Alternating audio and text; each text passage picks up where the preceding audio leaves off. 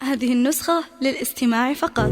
جميع الحقوق يا هلا مرحبا ترحيبتم بالقصيد، عد ما لاحت بروق وهلت خيال.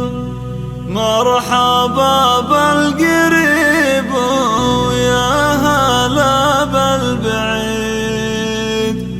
يا هلا باللي شرفنا بأحلى الليال. مرحبا ترحيبتم بالقصيد، هذه النسخة للاستماع فقط.